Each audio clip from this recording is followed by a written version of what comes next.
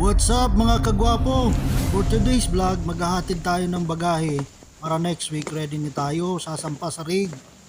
Kasi di man pwede magdala ng maraming bagahe sa rig Kaya hatid muna natin sa opisina yung mga malalaki nating bagahe. Itong video na to ay ginawa ko lang for documentary purposes para sa bakasyon tayo, may memories. Pero bago tayo magpatuloy, kamustahin na muna natin ang mga kasamahan nating naghahanap buhay din. So ito na. Mga sir, saan mga rig kayo sir? Polaris 144 ako. Nakailang buwan ka na sir? Mali, pang-apat na. Pang-apat na? Pare Benz, nakailang buwan ka na? Tatlo. Tatlo? So, kumusta naman ang trabaho? Okay lang. Okay lang. Minsan madali, minsan mahirap. Alright. Depende sa dami ng tao. Okay. Sa dami ng tao sa rig. Kamustahin mo muna mga pamilya, sa mga pamilya mo.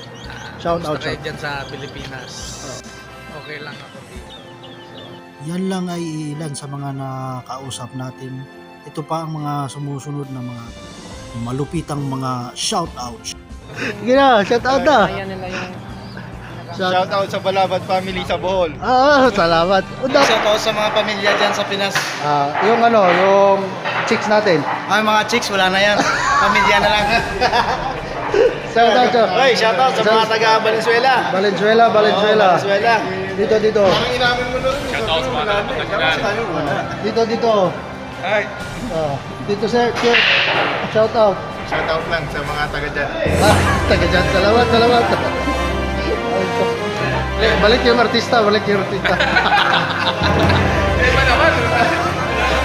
Shout out. Chef Ryan. At ito na nga, dumating na ang pinakaantay nating service. Bumaba na.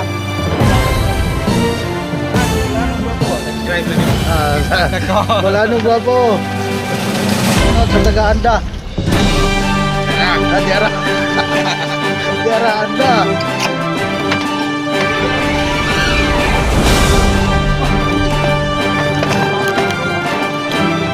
Salamat.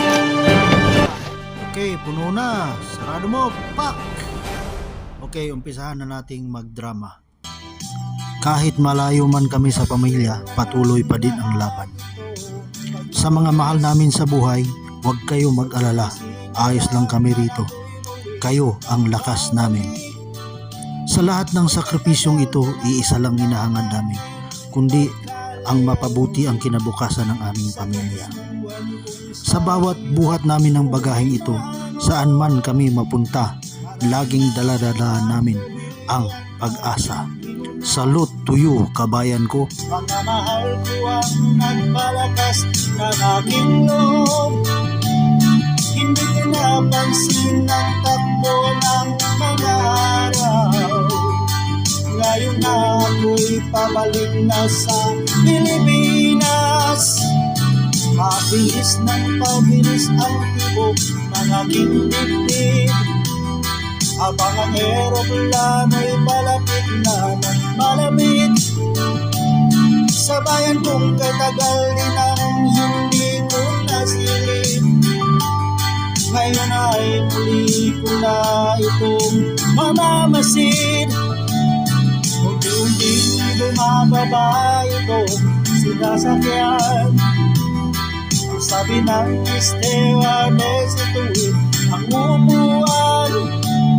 Lalapag ng aeroplano sa ating inang bayan. Ang sayang nadaramay, walang mamagsilan.